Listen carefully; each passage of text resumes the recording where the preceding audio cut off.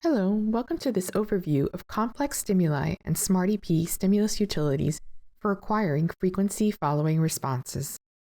Why do we acquire FFRs to complex stimuli?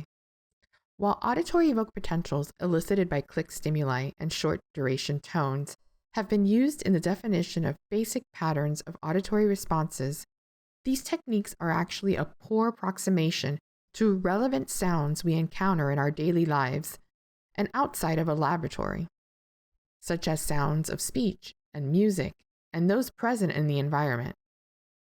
Auditory evoked potentials to click and short tones used in the classical neurophysiological evaluation of hearing does not necessarily predict the response of the auditory system to the most complex stimulus to which we are really exposed to. For these reasons, neurophysiological studies of hearing are gradually moving to the use of more relevant, complex auditory sounds that provide valuable insight on electrophysiological neural signatures. Stimulus selection should be based on various parameters such as type of population, study objective, electrophysiological properties of the brainstem, and the acoustic characteristics that maximize the responses evoked to the transient and then sustained steady-state response.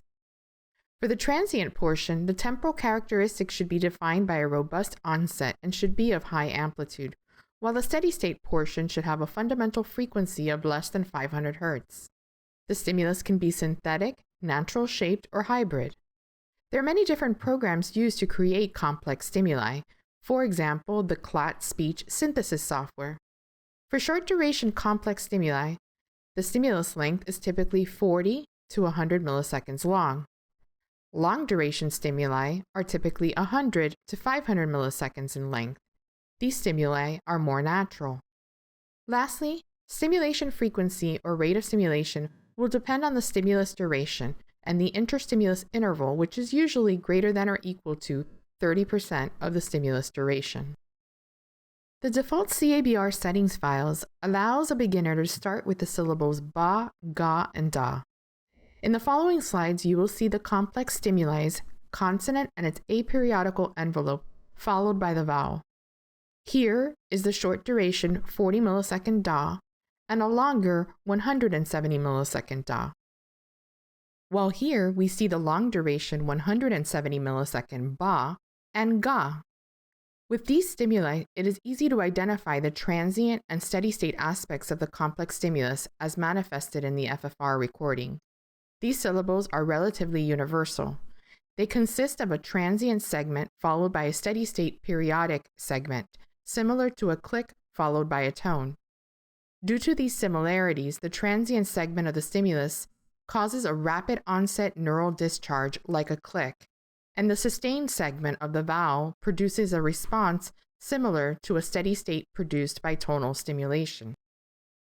Here are the specifications of the cABR stimulus files.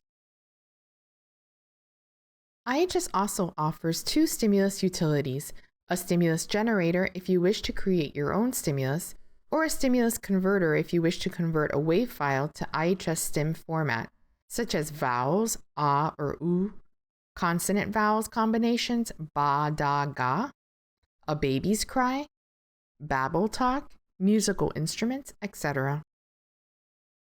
For tonal type of stimulus, you can use the stimulus generation module, which allows you to specify different aspects of the stimulus, such as frequency, phase, duration, delay, amplitude and frequency modulation, envelopes, and other parameters as shown on this screen.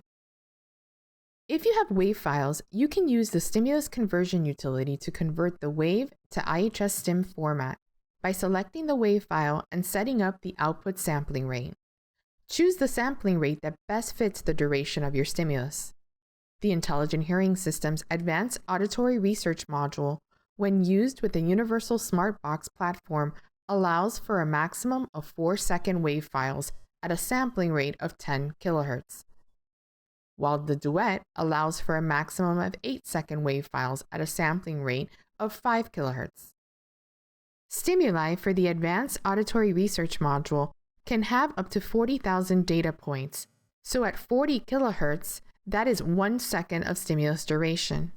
Every time you have the base sampling, your stimulus can be twice as long. Therefore, the maximum stimulus duration for 20 kHz sampling rate is 2 seconds. For 10 kHz, the stimulus can be 4 seconds, and for 5 kHz, the stimulus can be 8 seconds.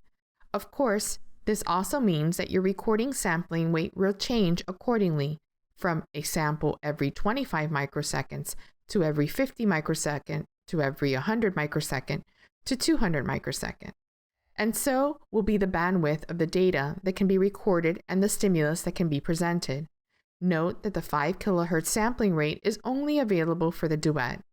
For more information on this conversion utility, please refer to the Smart Note available at the link shown here. Additional stimulus options are available in the SmartEP software. IHS supplies sample uncalibrated speech files found in the StimEP folder.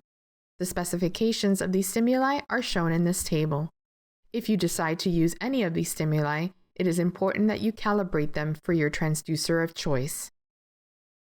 All stimuli must be calibrated for the transducer or stimulator being used. It is the user's responsibility to verify the calibration of all stimulus files used, as calibration will affect the latency or timing of your responses. Access the calibration stimulus file module from the system menu on the Launchpad. The directory for the SmartEP FFR stimulus selection is always set to stim_EP. Load the stimulus by clicking on the File button. Select the stimulator to be calibrated. Set the output level and output channel, then select Output. Adjust the corrections accordingly. Repeat for the second output channel, and save the calibration. For more details on calibration, please refer to the user's manual and their Smart Notes.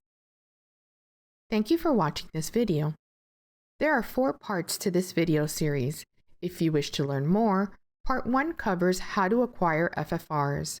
Part 3 reviews the Advanced Auditory Research module, and Part 4 reviews FFR data analysis. For more information on the SmartEP FFR options, please contact our sales team at sales@ihsys.com or visit our website at www.ihsys.com. If you have any technical questions or suggestions, please contact our support team at support@ihsys.com.